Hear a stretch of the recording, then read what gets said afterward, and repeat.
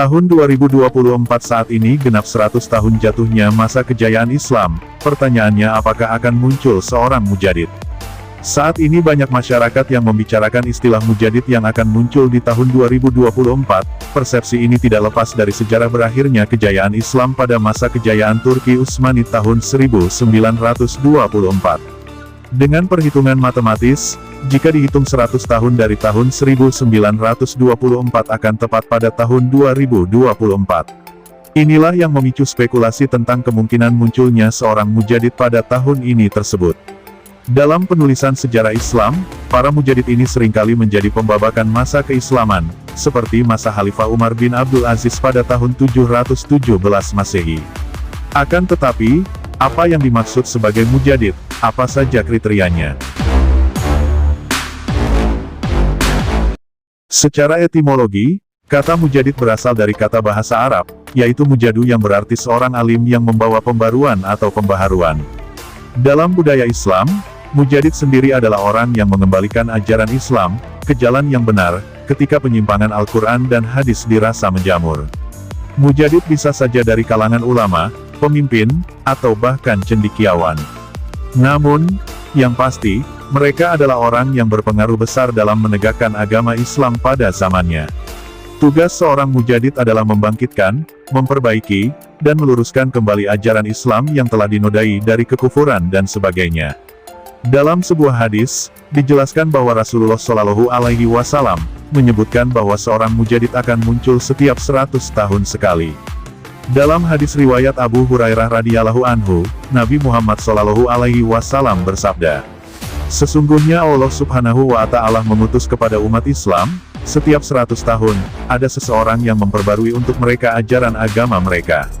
Hadis riwayat Abu Daud. Oleh karena itu, penting untuk dicatat bahwa seorang mujadid adalah seseorang yang dianggap sebagai tokoh yang memperbaharui atau memperbaiki pemahaman dan praktik agama Islam. Tidak hanya itu, seorang mujadid yang dijanjikan dalam hadis bisa saja tidak hanya seorang pribadi dan bisa juga berupa sebuah kelompok. Atau bahkan, ada kemungkinan mujadid yang dimaksud hidup secara terpencar-pencar. Bukan dalam satu kelompok yang menyatu. Seorang ahli fikih dan tafsir klasik Abu Sal As-Salaki pernah menyebutkan bahwa, Allah Subhanahu wa Ta'ala akan mengutus tokoh-tokoh atau mujadid yang akan mengembalikan Islam ke kemurnian ajarannya dan mengatasi berbagai penyimpangan. Merujuk kembali hadis Nabi Muhammad Shallallahu Alaihi Wasallam, yang diriwayatkan oleh Abu Daud, Allah akan mengutus mujadid di awal setiap abad untuk memperbaharui agama Islam. Pengakuan seseorang sebagai mujadid tergantung pada perspektif individu atau kelompok tertentu. Oleh karena itu, tidak ada jadwal pasti atau waktu kapan seorang mujadid akan muncul. Dalam sejarah Islam, banyak tokoh yang dianggap sebagai mujadid muncul pada periode yang berbeda. Berikut nama-nama mujadid setiap abadnya. Abad pertama Hijriyah, Khalifah Umar bin Abdul Aziz, wafat 101 Hijriyah.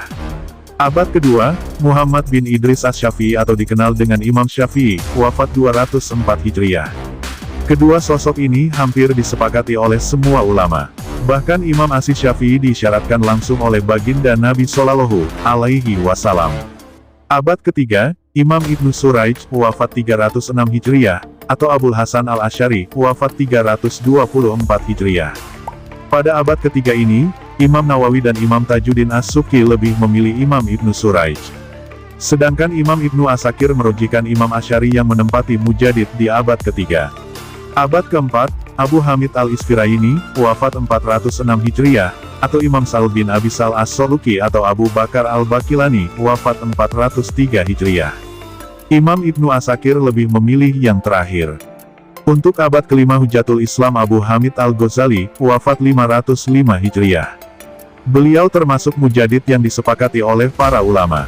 Abad ke-6, Imam Fakhruddin Ar-Razi, wafat 606 Hijriyah, atau Imam Rafi'i, wafat 623 Hijriyah. Abad ke-7, Imam Ibnu Daqiq Al-Iyad, wafat 702 Hijriyah. Beliau juga mujadid yang disepakati.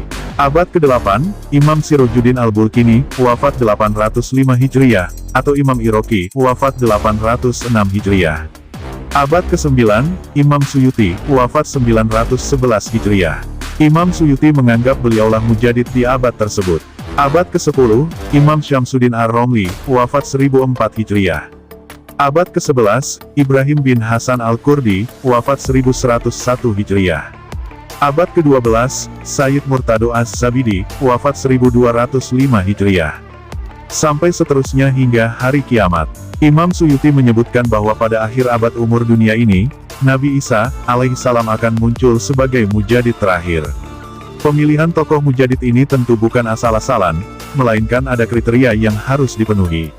Pastinya mereka adalah ulama berpengaruh di dunia. Jika diperhatikan, para mujadid ini wafat di tahun-tahun awal suatu abad baru. Misalnya Imam Syafi'i wafat tahun 204 Hijriah, awal dari abad ketiga, Ibnu Suraid tahun 306 Hijriah, awal dari abad keempat, dan seterusnya.